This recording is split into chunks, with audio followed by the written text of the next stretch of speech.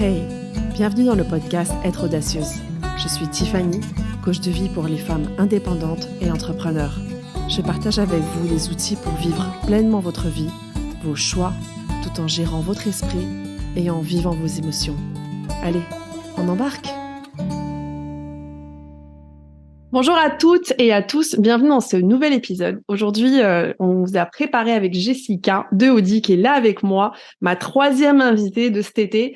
On vous a préparé un petit podcast pour parler beaucoup de relations à soi et aux autres, mais aussi dans cette relation parfois qui est pas très égale ou pas très authentique. On essaie tout le temps de satisfaire les gens.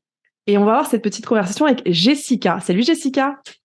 Salut Tiffany! Comment tu vas? Super, et toi? Eh ben écoute, super. Jessica, on a étudié dans la même école. On s'est connus d'ailleurs en étudiant. Jessica est coach de vie. Elle est spécialisée dans tout ce qui est la gestion d'émotions. Et elle travaille en particulier avec des hommes qui ont du mal à gérer leurs frustrations, parfois même les colères. Et je pense que tu coaches aussi parfois des femmes, mais c'est vrai que tu te focalises pas mal sur les hommes. Tu m'as coaché à moi déjà pas mal de fois. Oui, toi aussi, tu m'as pas mal coachée. C'est vrai, et je suis ravie d'avoir cette conversation sur les relations. Je pense que c'est pas la première fois qu'on parle de ça, donc on vous a préparé un petit sujet, des petites questions pour pouvoir explorer l'authenticité des relations. C'est parti? C'est parti. Alors, l'idée avec cet épisode, c'est que vous puissiez avoir pas forcément des clés, des outils, on va dire, très pratiques dans le sens point 1, point B, point 2, où vous allez pouvoir utiliser telle chose, mais plus pour pouvoir vous ouvrir l'esprit et avoir un peu commencé une exploration pour voir est-ce que vous entretenez des relations qui sont sous, on va dire, cette casquette parfois d'illusion, parce qu'on essaie toujours de plaire aux autres. Nos sociétés vont dans ce sens-là. Je pense que dès petits aussi, on nous enseigne à nous comporter d'une certaine façon face aux autres pour pouvoir peut-être être acceptés, et on a tendance même à réfréner nos paroles. Et parfois, on en vient tellement à faire ça qu'on peut même se perdre soi-même. Donc, pour démarrer, qu'est-ce que déjà t'en penses, toi? Est-ce que tu veux partager quelque chose là-dessus? Alors oui, alors moi j'en pense que c'est incroyable souvent à quel point finalement on peut avoir l'impression que tout va bien dans une relation, et si on réfléchit à ce qu'on fait et à notre comportement dans cette relation, on peut se rendre compte qu'en fait ça a l'air d'aller bien parce que finalement on se modèle en fonction de l'autre, et qu'on va avoir des comportements qui vont faire en sorte que ça ait l'air de bien se passer. Mais au final, si on disait vraiment ce qu'on pense au fond, bah, peut-être que ça se passerait pas si bien que ça, quoi. Donc, on essaie toujours finalement de filtrer son comportement pour s'assurer quelque part d'un résultat imaginaire qu'on voudrait avoir, peut-être. Et souvent, ça c'est peut-être mais je sais pas ce que tu en penses, tu vois, j'ai l'impression que souvent on essaie de satisfaire pour éviter peut-être un conflit, Oui. de pas être de pas se sentir inclus, ou justement on a la peur d'être exclu, ou parce qu'on veut être validé, et on a tendance, comme tu dis, un peu à dessiner tout ça. Mais finalement on s'y perd, j'ai l'impression qu'on s'y perd beaucoup. Pourquoi, à ton avis, les gens ils ressentent autant ce besoin de plaire aux autres et de se conformer finalement aux attentes extérieures plutôt que de rester authentique à eux? Moi, je pense que c'est clairement la peur du rejet et la peur de perdre la relation, en fait. Et c'est aussi dans l'éducation, souvent, on nous a dit tu dois être gentil, tu dois faire un bisou à ton oncle, il faut ranger la table quand tu vas chez des invités, Ouais. etc., etc. Et en fait, toutes ces petites choses qu'on fait par obligation, qui nous ont été enseignées comme des choses obligatoires et nécessaires pour que, entre guillemets, tout se passe bien et pour que les relations soient harmonieuses avec les autres, au final, on les questionne plus, et il y a certaines personnes qui ont tellement grossi le trait qu'au final, elles ne savent même plus ce qu'elles font par plaisir, ou ce qu'elles font par envie, et ce qu'elles font pour se conformer et pour satisfaire une image, en fait, De ce qu'elle Oui, pense qu'elle devrait être, non, quelque part. ouais, c'est ça, exactement. de ce C'est-à-dire qu'il que faut c'est être devenu... pour être quelqu'un de bien, quoi, en gros. On est passé en fait de l'obligation quand on est petit. Alors on est toutes les deux mamans et Mm. moi je vais avouer, je me rends compte que je fais des choses comme ça à mes enfants. Oui. On va dans tel lieu, il faut s'habiller de telle façon, il faut se comporter de telle Il faut façon. partager les jouets. Il faut partager contre son gré alors que l'autre il a pas du tout envie. Fais un câlin à tel alors que l'autre il est là mais non pas du tout quoi. Mm.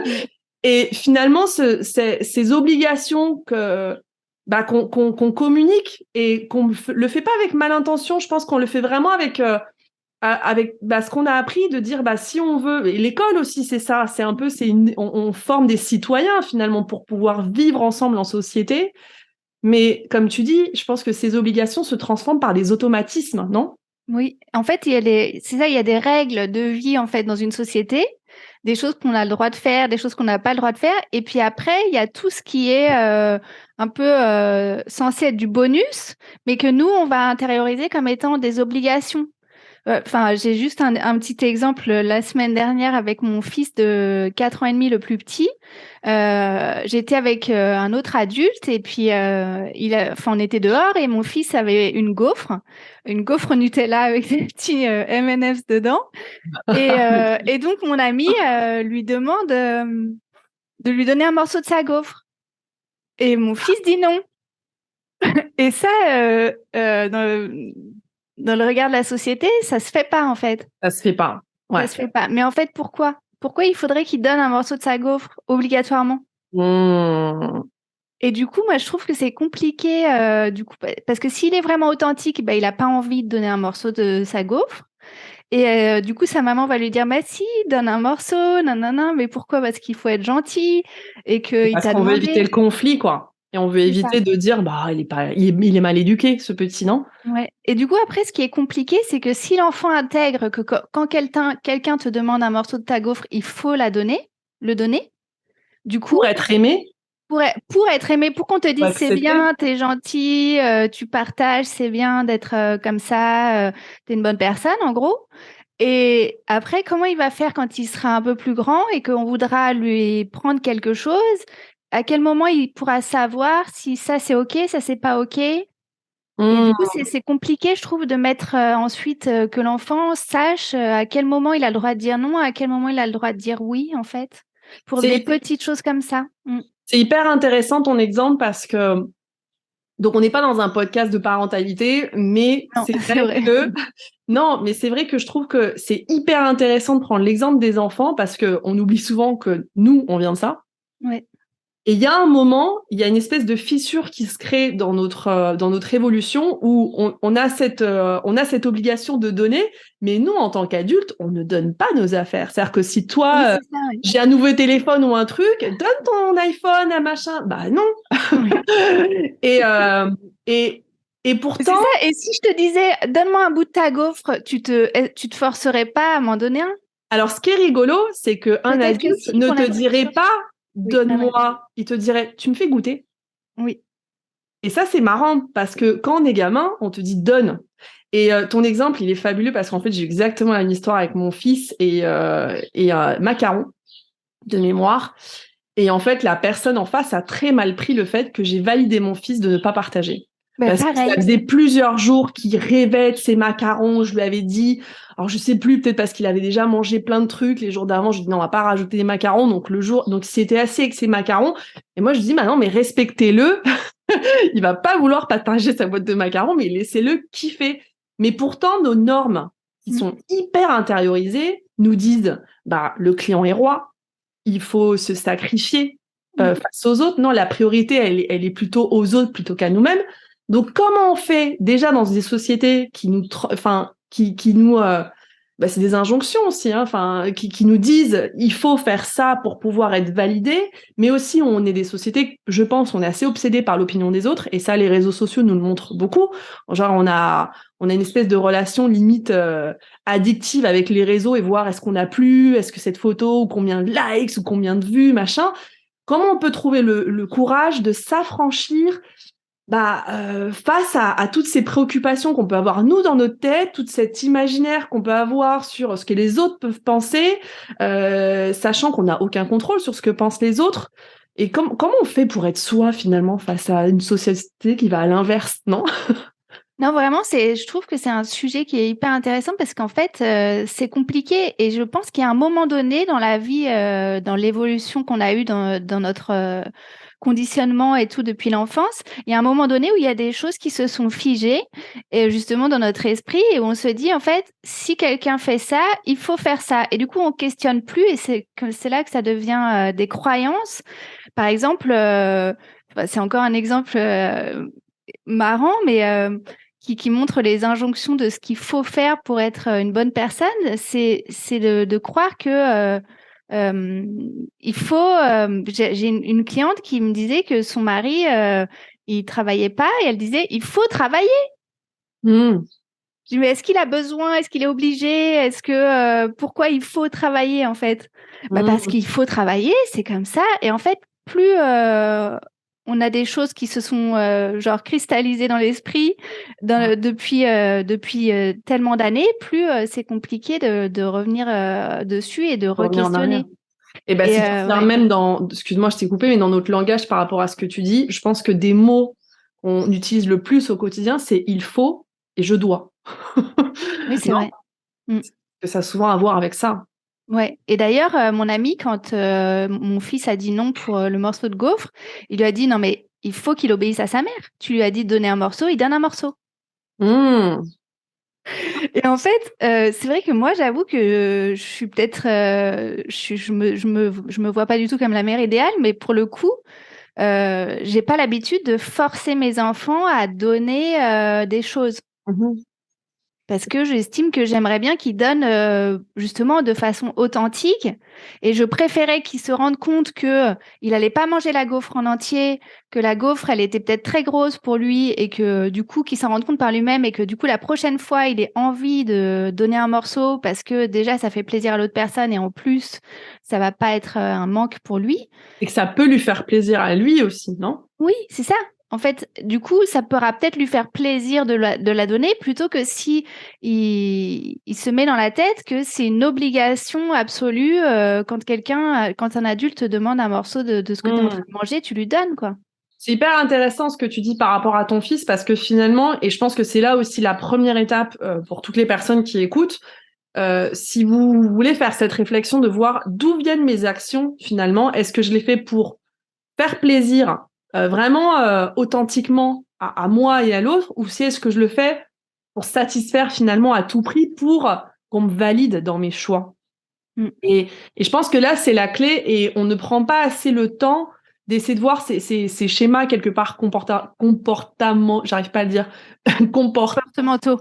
merci, Comportementaux. pour voir est-ce que je fais les choses parce que j'ai envie d'être aimée? Est-ce que je fais les choses parce que j'ai pas envie qu'on me fasse un commentaire? Moi, pendant des Mm. années, j'avais et ça peut sembler ridicule, mais comme on parle aussi d'enfants, je peux le dire. Mais et je l'ai encore, j'ai tout le temps eu peur de me faire gronder. C'est-à-dire que je me suis beaucoup grondée dans ma jeunesse.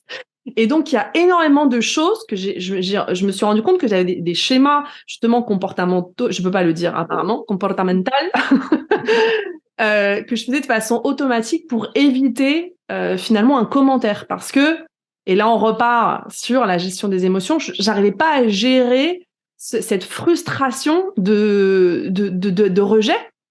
Donc il valait mieux que je fasse des espèces de stratégies et que je travaille sur ma personne pour essayer d'être une nouvelle version de Tiffany pour pouvoir toujours répondre de façon satisfaisante face aux autres et qu'on dise non attends Tiff elle est cool quand même, on aime bien Tiff. Hein. Et Ah t'as Tiff quoi elle comme est... exemple de ce genre d'attitude-là? Oh waouh, j'en ai plein de ma façon de parler, euh, Mhm. de ma façon de m'habiller. Ça veut dire que pendant des années, j'adaptais mon style vestimentaire en fonction du lieu où j'allais. Alors, je parle pas forcément, j'ai un mariage et je mets une robe ou un truc, mais pour essayer finalement de rentrer dans le moule et d'être acceptée. Je me suis vue le faire avec mon fils. Et si tu écoutes cet épisode quand tu seras plus grand, je te demande pardon et je l'ai déjà dit, mais quand j'ai commencé à être mère, d'une, il n'y a pas le manuel qui te dit comment faire. Et du coup, t'essayes. En fait, j'ai essayé finalement d'agir comme les autres pour essayer qu'on me dise, bah, t'es une bonne maman finalement. Tu es en train de bien. Donc, ça veut dire typiquement, hein, si quelqu'un disait, il partage, machin, je dis, oui, oui, il faut partager, quoi, tu vois. Jusqu'à que je fasse ce travail de prise de conscience, de me dire, mais attends, mais pourquoi mon action est partie? Mon action, elle avait vraiment pris naissance dans ce truc. Je veux qu'on m'accepte et je veux qu'on soit incluant. On revient à ce qu'on disait au début. Souvent, on se satisfait on veut satisfaire les autres parce que soit on veut être inclus dans le groupe, on veut pas être exclu, soit parce qu'on a peur de quelque chose, soit on a envie de se sentir aimé, soit on n'a pas envie de conflit. Moi, j'ai le cas d'une cliente qui ne sait pas dire non parce que finalement, elle ne veut pas faire ressurgir un conflit ou une discussion. Tu vois, c'est une espèce de recherche de plaisir sur tout. Et quand on recherche du plaisir sur tout sans conflit, c'est-à-dire que c'est oui à tout le monde, quoi. Et en plus, paradoxalement, quand on dit oui à tout le monde, les relations sont pas pour autant meilleures ou plus satisfaisantes. On accumule de la rancœur, on accumule du ressentiment, puis des petites frustrations qu'on va jamais exprimer et qui au final créent un espèce une distance en fait, une déconnexion de l'autre. Ouais, et du coup, quels sont les risques justement de ça? De satisfaire l'autre au Dans les dépens de relations, soi-même. en fait, quel serait le revers de la médaille finalement? Parce que je veux dire, c'est quelque chose que j'ai l'impression qu'on fait presque tous naturellement. Déjà, le risque, c'est que finalement, l'autre personne ait une image de toi qui n'est pas la vraie toi. Mmh. Et du coup, la personne t'aime, mais en fait, elle aime une certaine version de toi qui n'est pas vraiment toi. Du coup, tu peux avoir cette sensation d'être en insécurité dans ta relation. Parce Carrément. qu'en fait, la personne, elle aime une version de toi qui n'est pas réelle et qui finalement peut du jour au lendemain exploser quand tu vas dire une vérité qui va sortir tout seul ou Et qui parce que en général sort avec beaucoup d'explosions, dire en fait finalement c'est ça qui je ouais, suis.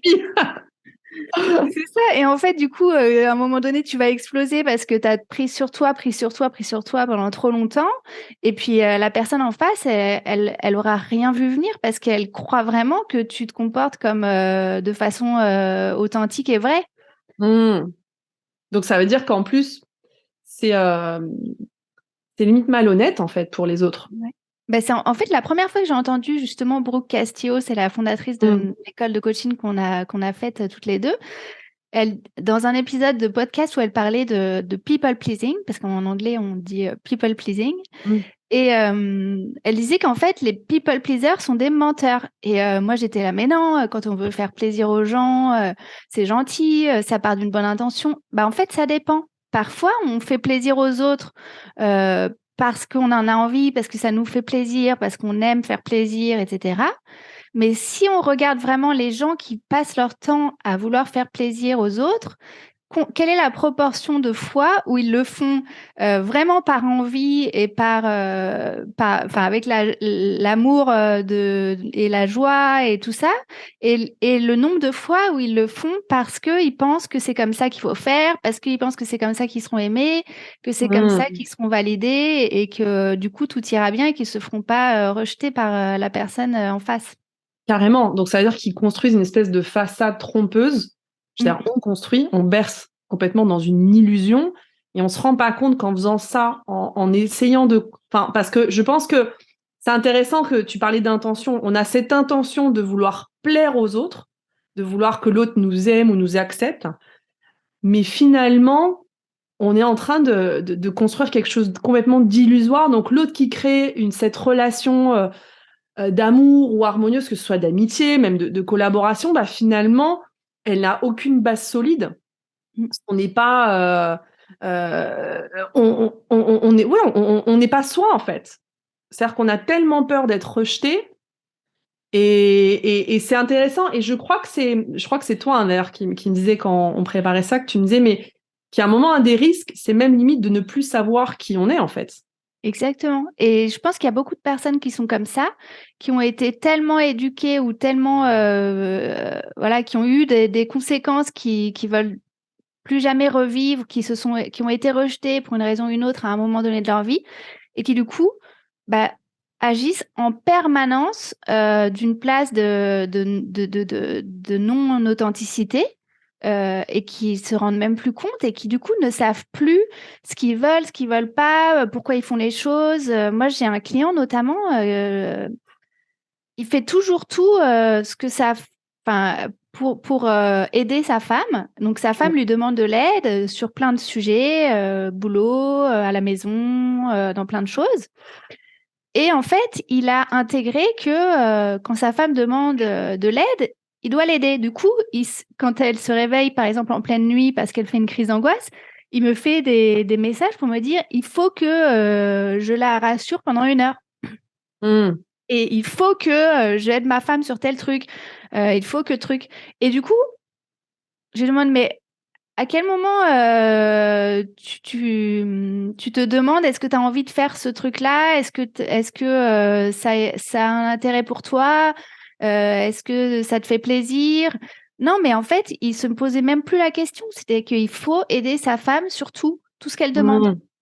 Et donc, du coup, il en arrivait finalement à faire des crises de moments où il avait des trop-pleins, où il n'en pouvait plus, où il avait juste envie d'être tranquille et où sa femme lui disait, oui, on n'a pas fait ça, t'as pas fait ci, t'as pas fait ça. Et au final, il disait, mais en fait, je comprends pas pourquoi je pète les plombs et après on s'engueule pendant 1 heure. Bah, en fait, si, tu pètes les plombs parce que ça fait 1 mois que tu dis oui à tout sans te poser la question si c'est OK Ce ou que pas. tu veux, quoi.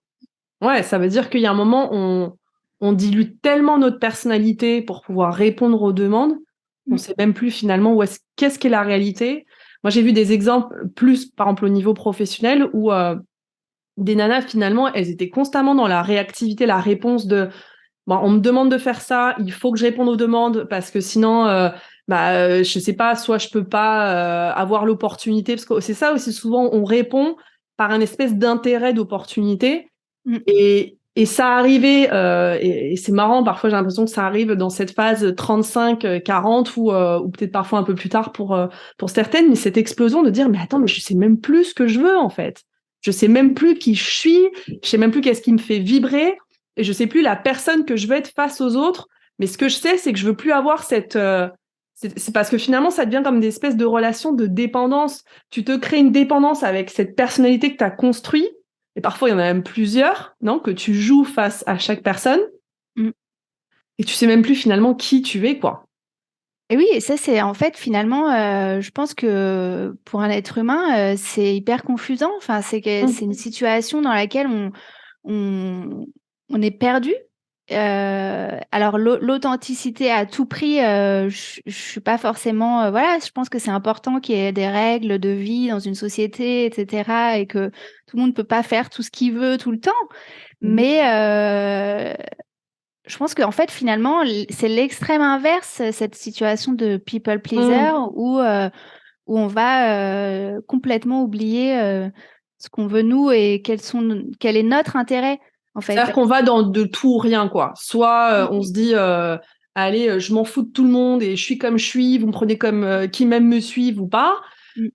Ou sinon, c'est je fais plaisir à tout le monde. Mais peut-être qu'au milieu, d'une, il y a le respect. Il y a le respect de soi et le respect des autres. Je pense que ça, c'est quelque chose qui est, à mon sens, primordial, de dire OK. Et les limites. C'est-à-dire que les limites, ces mettre-là, c'est limite par amour aussi, finalement, par rapport à qui je suis et par rapport au respecter l'autre personne.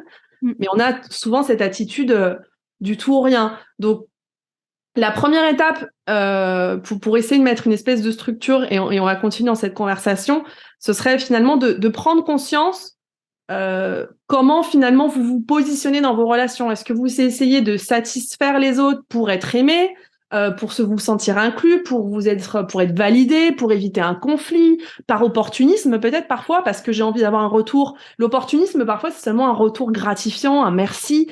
J'ai réalisé moi que je faisais à chaque fois que je faisais des cadeaux, je voulais toujours être là quand la personne ouvrait. Mais en fait, c'est parce que j'attendais un retour de dire gratifiant, parce que ça me faisait plaisir de voir, mais ça avait beaucoup à voir avec moi finalement. Je me dis, cette validation, ces sentiments d'amour, non? Parfois, c'est même quelque chose plus matériel, ou par crainte aussi, satisfaire par crainte d'être blessé ou de peur qu'il se passe quelque chose ou de perdre quelqu'un aussi. Donc ça, ce serait la première étape. Mais Moi, ce que j'ai conseillé, excuse-moi, je t'ai Non, non, coupé. vas-y. Ce que j'ai conseillé à ce client, c'est avant, parce qu'en fait, il me dit oui, je sais pas poser des limites, je sais pas à quel moment c'est trop, etc. Je dis mais en fait, avant de savoir à quel moment c'est trop, à quel moment tu dis oui à tout et qu'en fait c'est par people pleasing et que ça vient d'une place finalement, parce que quand tu dis oui. Alors que tu n'as pas envie profond et que tu n'as ni envie du résultat, ni envie de l'action que tu vas entreprendre pour la personne, ni rien. Mais en fait, ça vient d'une place voilà, de peur, du conflit, de la perte de la relation, Mhm. etc., de la perte de l'amour de l'autre. Et du coup, moi, ce que je lui ai conseillé, c'est ne pas changer quoi que ce soit pour l'instant, juste noter pendant, je sais pas, une semaine, 2 semaines, à tout ce à quoi tu as dit oui et ensuite te demander pourquoi tu as dit oui à chaque chose. Donc, on est vraiment dans prendre conscience de ses motivations profondes, Mm. finalement, pour savoir Ouais. est-ce qu'on agit pour être aimé ou est-ce qu'on agit pour donner de manière inconditionnelle. Parce que ça aussi, enfin, je pense qu'il faut pas aussi mal interpréter, par exemple, notre volonté avec cet épisode de dire, c'est-à-dire que je donne plus. Non, on continue à donner, mais on essaie de voir quelle est cette source profonde pour finalement limiter la casse, surtout dans ces frustrations et ce trop-plein, comme tu dis, par rapport à ton client qui à un moment explose et il sait même plus pourquoi il explose. Parce que finalement, il a donné, donné, donné, donné, sans vraiment se poser la question, est-ce que là, j'ai vraiment envie de le faire? Est-ce que je le fais parce que je me sens obligée, parce que par culpabilité, ou parce que j'ai envie d'éviter le conflit, ou parce que j'ai envie de partager ce moment-là avec elle et envie de lui donner, de lui donner un coup de main, quoi. Oui, et en fait, on aime aussi donner parce que, comme tu as dit, comme quand tu donnes un cadeau, on aime donner parce que quand la personne en face est heureuse, satisfaite, qu'elle nous dit merci, bah, en fait, ça nous fait plaisir et du coup, ça nous crée, c'est comme un pic de dopamine, en fait, quand Ouais, quelqu'un nous dit merci, que la personne est contente et tout. Donc, carrément. et ça peut devenir ça une addiction aussi, dans un sens. Bon, c'est pas comme une addiction à une drogue, mais en fait, on a envie de ce petit shoot-là de plaisir, de Ouais. voir que la personne est contente, entre guillemets, grâce à nous. Et donc, on se dit, par exemple, on va croire qu'on est la seule personne qui peut aider notre femme, alors que peut-être qu'en fait, elle pourrait demander à quelqu'un d'autre ce jour-là, parce que nous, on a besoin de faire autre chose ou quoi. Et se rendre compte qu'on leur rend pas forcément service aussi aux autres.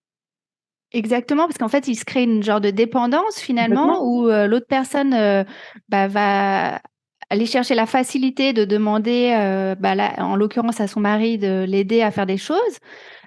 Surtout que c'est elle, dans ce cas-là, c'était des choses parfois que d'après lui, elle aurait pu réussir à faire seule et tout. Ouais, la typique du couple nana-mec où la nana demande tu peux m'ouvrir la bouteille, tu peux m'ouvrir ça, tu peux porter ça. Tu vois. Oui, et du coup, en fait, ça devient une genre un fonctionnement relationnel et qui est pas forcément positif Mm. sur le long terme pour ni pour l'un ni pour l'autre. Même si sur le moment, bah c'est cool parce que lui il est content parce qu'elle est contente et elle est Mm. contente parce qu'elle a pas fait le truc toute seule. Ouais, c'est ça. Et voilà. Mm. J'aimerais bien qu'on parle justement de l'intérêt de l'authenticité, mais avant ça, je voulais juste faire un petit mot parce qu'on l'a mentionné, mais sur les limites. Et si vous voulez aller plus loin sur ce sujet, je vous invite à écouter l'épisode 38 ou 39, je sais plus, sur les limites où je vais beaucoup plus loin dans cet épisode, parce qu'on va pas vous faire un épisode d'1 heure et demie avec Jessica, mais les limites, je pense que elles sont clés justement dans nos relations, que ce soit des limites de temps, d'espace, des limites même de gestes ou même au travail, de la quantité de travail. Mais comprendre que mettre des limites, c'est un geste qu'on fait par amour et authenticité envers soi et envers les autres. Ça veut dire, et c'est là où je voudrais qu'on parle avec toi aussi de l'authenticité et quel est justement l'intérêt de cette authenticité comme finalement épanouissement individuel, mais aussi dans nos relations avec les autres. Mais comprendre que justement, placer ses limites, c'est commencer à remettre de la lumière et de l'importance au respect de jusqu'où on veut aller, jusqu'où on peut aller, Mm. pour pouvoir vraiment avoir pas cette relation d'illusion et où on sent qu'elle est hyper harmonieuse, mais avoir une relation vraie finalement, non? À ton avis, pourquoi, en résolution finalement de cet épisode, pourquoi l'authenticité est un rôle autant clé finalement dans l'épanouissement de nos relations, que ce soit avec nous ou avec les autres? Ben, je pense que quand on est authentique, déjà c'est reposant Parce qu'on n'a pas à essayer de jouer un rôle, à mettre son masque de la personne qui va être conforme à ce qu'on attend d'elle, etc. Donc déjà, c'est un côté reposant de pas avoir à faire semblant, à finalement contourner la personne qu'on serait si on était naturel. Donc c'est aussi être naturel, enfin être plus Faire se quelque ramener à soi finalement. ouais, plus être soi et être une version de soi qui nous fait plaisir d'être, en fait. Et puis, si on est authentique et que la personne nous aime comme ça, je pense que la relation est beaucoup plus enrichissante. Elle, surtout, elle est beaucoup plus solide, ouais, carrément. C'est-à-dire qu'il n'y a pas il y a pas de mensonge finalement dans cette relation. Et ça me fait penser, en fait, il y a une personne, Lisa Salis, qui m'a dit l'autre jour, parce que je lui demandais comment tu fais quand tu changes beaucoup de choses dans ta vie, que tu deviens une espèce de nouvelle version de toi-même qui est beaucoup plus. Parce que si c'est un chemin, en fait, je trouve que on a tellement passé des années souvent déconnectés de nous-mêmes par rapport à ce que nous exige la société, qu'il faut se donner le temps de faire ce chemin inverse pour essayer de reconnecter, de savoir c'est qui je suis quand je suis alignée avec moi-même. Mm. Et souvent, on peut faut rencontrer face à des difficultés par rapport à notre entourage, par rapport au monde où on est, de dire je me sens plus du tout, je sais plus qui être, parce que on peut se manger beaucoup de commentaires aussi Mm. quand on commence à agir à l'inverse finalement du groupe ou typiquement moi je le vis avec l'alimentation en fait, hein, et souvent avec mes clientes c'est ça, c'est-à-dire que quand on commence à manger différemment, il faut commencer à se justifier. Non, moi je suis une personne qui boit presque jamais d'alcool et il y a des moments j'en ai marre franchement de me justifier à chaque mouvement social du pourquoi je bois pas, pourquoi j'ai pas envie alors que tu vois mince, laissez-moi boire ce qui me donne envie en fait. Mm. Donc Mm. et donc, il faut faire ce chemin aussi de connexion, de savoir qui on est. Et je pense redonner de la place à la confiance, à la vie, quelque part, de dire, peut-être que oui, on va perdre des gens sur le chemin. Quand finalement, C'est ça on qui fait peur, accepte, en fait. C'est ça qui c'est fait ça très, qui fait très peur peur et de qui fait qu'on perdre des croit gens. qu'on doit rester dans cette version diluée, comme tu dis, de nous-mêmes et qu'on a l'impression que, bah non, mais si on est vraiment soi, plus personne voudra être notre ami ou Mhm. travailler avec nous ou quoi, alors que, en fait, pas forcément. En fait, au contraire, peut-être que vous allez rencontrer des nouvelles personnes qui vont Ah, être qui vont plus vous convenir et que ça va être top, en fait.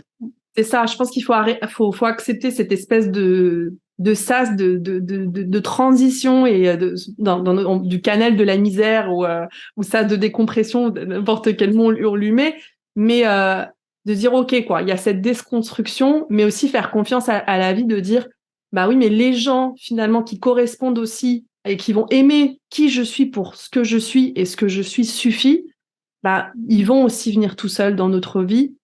Et moi, ça, c'est une pensée, hein, clairement, mais je pense que si les gens ne t'aiment pas pour ce que tu es réellement, est-ce que ça vaut vraiment le coup qu'ils soient dans ta vie, en fait? Et remettre plutôt ça à l'inverse, au lieu de tout le temps cultiver cet esprit de dévouement envers les autres, pouvoir voir dire, mais si j'arrive à créer une relation où les gens m'aiment pour qui je suis et qui je suis, ça suffit, quoi de plus, quoi, entre guillemets. Ouais, et je pense qu'il y aura pas mal de personnes qui vont se poser la question de du coup, mais oui, mais est-ce que je suis égoïste? Est-ce que du coup, ça fait de moi quelqu'un qui pense qu'à moi, etc. Et pareil, je pense que ça vaut le coup de pas réfléchir en tout ou rien. C'est-à-dire qu'il y aura des moments où vous aurez envie d'être entre guillemets égoïste parce que vous aurez besoin de vous reposer ou que vous allez dire non à une demande de sortir au resto ou d'aider un ami à monter un meuble parce qu'en fait vous avez autre chose à faire de plus important pour vous dans votre liste de priorités. Ouais, Et ça ne veut pas dire que vous êtes égoïste, mais par contre, effectivement, il y aura d'autres moments où vous aurez très envie d'aider cette personne et que ça passera avant le reste.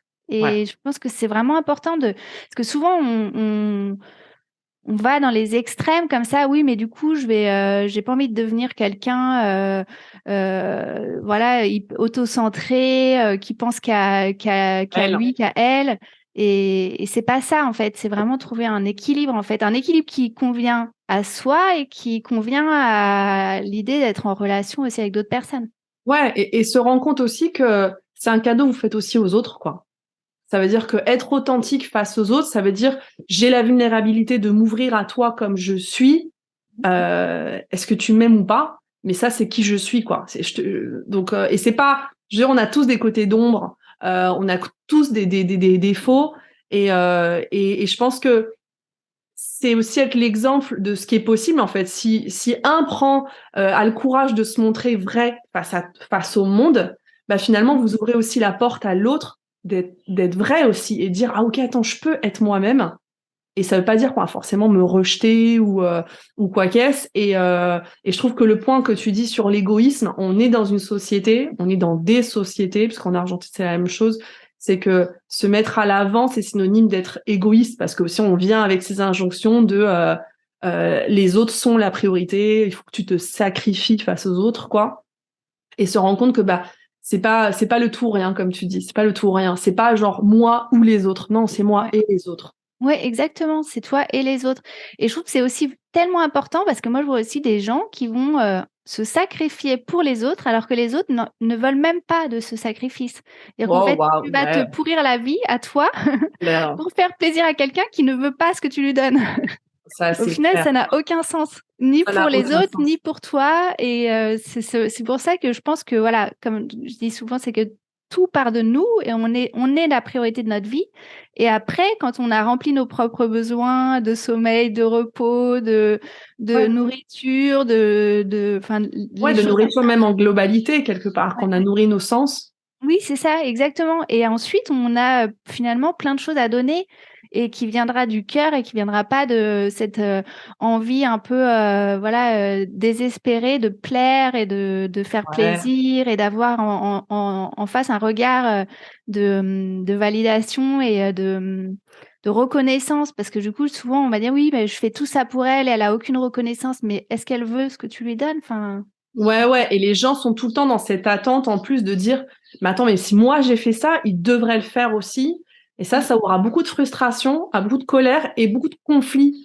Parce que, et toi, tu le vois aussi, hein, j'imagine, dans tes clients, parce que même si on coach, je sais pas, sur n'importe quel sujet, il y a toujours des thèmes de relations qui reviennent. Et ça revient tout le temps sur j'ai donné ça, je devrais avoir ça en retour. Alors que si on donne de façon inconditionnelle et qu'on s'est donné à soi, on n'a pas besoin en fait du retour. On le donne vraiment par amour parce que là, ok, je l'ai senti et je le fais vraiment avec bonté, on va dire, sans cette dette et sans ce prix à payer derrière et sans cette attente de l'autre. Je trouve qu'il y a rien de plus beau dans les relations quand on est là et qu'on n'attend pas finalement. En espagnol, on dit la facture entre guillemets quoi. Mhm. Mais, tu vois, où Oui, c'est cette super dette. bien. Ouais, ouais, non, c'est ça. Et se rendre compte que finalement, enfin, ce serait pas beaucoup plus facile toutes nos relations si on acceptait juste qui on est et notre authenticité, quoi. J'adore. Je pense qu'on pourrait parler des heures sur ce sujet. Oui, c'est clair, parce que bah, c'est un sujet qui est hyper vaste. Il y a tellement de choses à dire. Mais, Ouais, ouais. Mais je pense que c'est vraiment intéressant de se poser toutes ces questions pour soi et de cheminer là-dessus et sans essayer d'être voilà d'atteindre un genre d'idéal parce que finalement on reste tous des êtres humains. Parfois on va faire des choses et on ouais. va regretter. Parfois on va faire des choses, on va dire mais oui mais ça j'aurais dû faire comme ci, faire comme ça. Mais c'est pas grave. L'important c'est juste de tendre vers l'authenticité si on en a envie et si on y voit aussi les bénéfices, quoi. Ouais, et je pense, et pour finir cet épisode, je vais rebondir sur ce que tu dis, parce que toutes les personnes qui commencent ce travail, je pense qu'il faut accepter aussi le temps, Mm. de d'abord, déjà, comme je dis, prendre conscience finalement de vos modes de fonctionnement, de d'où ils viennent, de cette ressource profonde finalement, de la motivation profonde. Et avant d'élaborer des stratégies, de placer ses limites, vraiment de les comprendre et commencer à les mettre en lumière. Et ça ne veut pas dire que quand on commence à les changer, et je pense que toi et moi, on expérimente déjà ça, ça ne veut pas dire qu'il y a des moments, bah, on ne se laisse pas emporter par nos vieux modes de fonctionnement. Et c'est aussi OK. Je veux dire, on est aussi des humains. Et il y a des fois, je veux dire, on peut pas être, on n'est pas des robots parfaits. On est une parfaite imperfection, quoi. Et se rendre compte bah, que c'est le travail d'une vie. Mais le travail d'une vie, d'aller vers soi et d'être plus aligné à soi, je pense que c'est un des plus beaux travails parce que aussi plus on est vers soi et plus on est aligné à soi, plus on peut donner aussi aux autres, mais donner du soi. Voilà. Oui, et bravo pour cette belle phrase de fin. Jessica, où est-ce qu'on peut te trouver si les gens ont envie de travailler avec toi? Où est-ce que vous pouvez me trouver? Surtout sur Instagram, Ouais. Jessica Dehody, donc DEHODY _coaching sur Instagram. Et mon site internet, jessicadehody.com. Et ensuite, un petit peu sur LinkedIn, Jessica Dehody aussi. Alors, on mettra toutes les informations sur la page web. Donc, vous n'hésitez pas à aller voir le travail de Jessica. Je te remercie beaucoup d'avoir été avec moi aujourd'hui pour cette conversation. Merci, ça m'a fait super plaisir de parler avec toi comme toujours. C'est un grand plaisir. Et à vous d'avoir écouté. Et je vous retrouve la semaine prochaine. Ciao, ciao. Mon podcast vous plaît ? Abonnez-vous pour ne manquer aucun épisode. Partagez-le avec vos proches et soutenez-moi en laissant un avis 5 étoiles sur la plateforme que vous utilisez. 1000 merci. Et si vous voulez bénéficier d'un accompagnement, je vous invite à vous rendre sur mon site internet tiffanyminquet.com. Vous pourrez réserver une session gratuite de coaching avec moi, mais vous trouverez aussi l'information sur mon programme pour les femmes entrepreneurs qui veulent lever leurs barrières limitantes pour atteindre leur objectif. Alors à très bientôt.